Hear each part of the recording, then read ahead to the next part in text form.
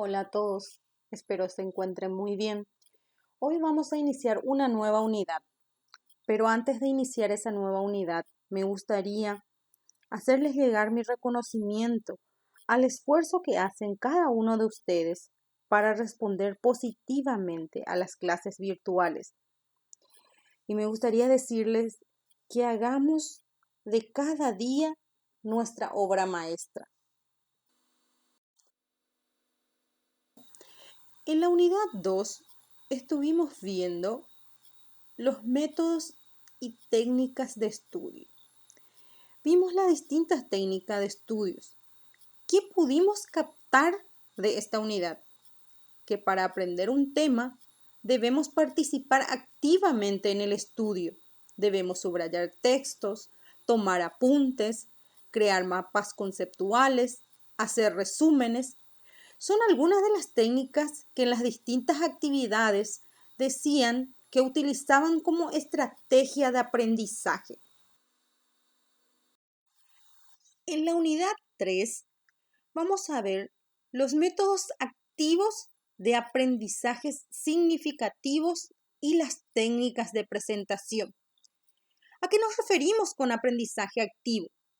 Es un método de enseñanza que involucra a los estudiantes en el material que están aprendiendo a través de actividades de resolución de problemas, tareas de escritura, discusiones en grupo, actividades de reflexión y cualquier otra actividad que promueva el pensamiento crítico sobre el tema.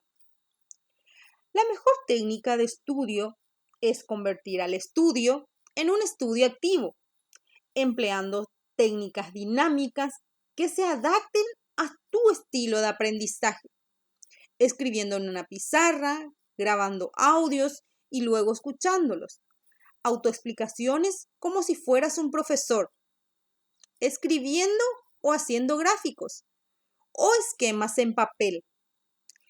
El aprendizaje activo requiere que los estudiantes hagan algo que desarrolle sus habilidades, en lugar de aprendizaje pasivo, donde la información se transmite únicamente a los estudiantes. Cuando hablamos de métodos activos de aprendizaje, entrelazamos un poco con lo que aprendimos en la unidad 2 sobre técnicas de estudio, en donde el alumno es el mayor artífice de su aprendizaje, donde en la unidad 2 y en las distintas actividades que vimos en la unidad 2, estuvimos aplicando la técnica del subrayado, que es una técnica de aprendizaje y de estudio activo bastante utilizado y es bastante aplicado a la hora de estudiar, a la hora de leer algún artículo o algún libro. Y es uno de los métodos de estudio activo más eficaz. No solo el subrayado, sino también la toma de apuntes, la elaboración de resúmenes, que ayuda al alumno a a hacerse parte de su aprendizaje, a no ser solo un espectador, sino que también ser un autor de su aprendizaje. Después, dentro de la unidad 3, tenemos también las distintas técnicas de exposición oral, que tiene tres propósitos. La técnica de exposición oral tiene tres propósitos. Tiene el propósito afectivo, cognitivo y expresivo. En el propósito afectivo vemos el de valorar las técnicas de exposición oral como medio de presentación de una temática determinada. En el propósito cognitivo vemos que comprender las características de las diferentes técnicas de exposición. Y en el propósito expresivo, preparar una exposición oral teniendo en cuenta sus características. En las técnicas de exposición oral, normalmente se presenta de una manera organizada la información a un grupo. Su recurso principal es el lenguaje oral. Se manejan ideas, datos, hechos, conceptos, analogías, ampliaciones y demás aspectos de orden informativo. Las técnicas de participación oral se dividen en dos grupos, en técnicas de participación oral individual y en las técnicas de participación oral colectiva. En las técnicas de participación oral individual tenemos tres, que son la charla, la conferencia y el discurso. Después, en la técnica de participación oral colectiva, tenemos el diálogo, la entrevista, discusión, debate, mesa redonda, simposio, panel, foro, seminario, Philip 66, congresos. Hoy vamos a profundizar un poquito más sobre una de las técnicas de participación oral individual. Una de ellas es la charla. ¿Qué es la charla? Es una reunión de personas donde un expositor proporciona la información y dialoga con el resto. ¿Cuál es el objetivo principal de la charla? Transmitir información, crear un estrado mental o punto de vista.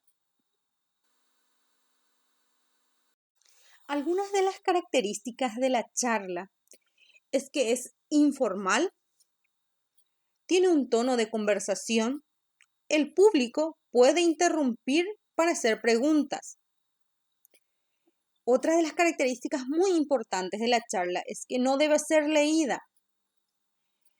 El expositor debe manejar bien el tema de la cual está hablando. Normalmente, el auditorio conoce algo del tema. La utilización de frases de buen humor son muy importantes en la charla para mantener al auditorio activo. No debe durar más de 1 hora. El expositor puede desplazarse por el estrado o por la sala al momento que él lo desee.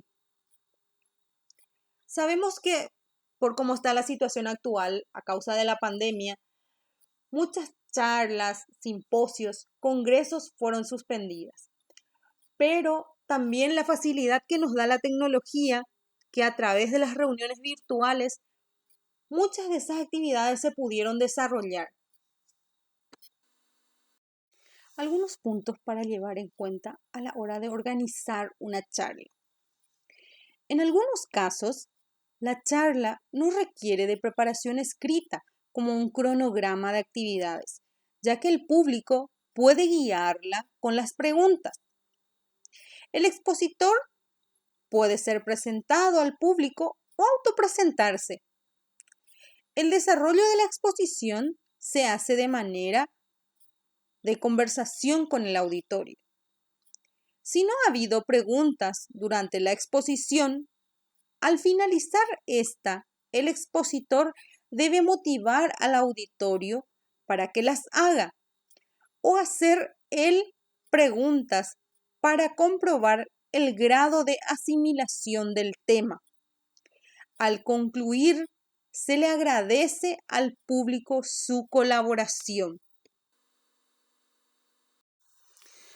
Algunas recomendaciones a la hora de presentar una charla es que esta técnica es adecuada cuando se trata de grupos pequeños, en que se facilita la participación del público. El expositor puede iniciar su participación haciendo una pregunta al auditorio. La actividad que vamos a realizar hoy es referente sobre esta técnica de participación individual que vimos hoy.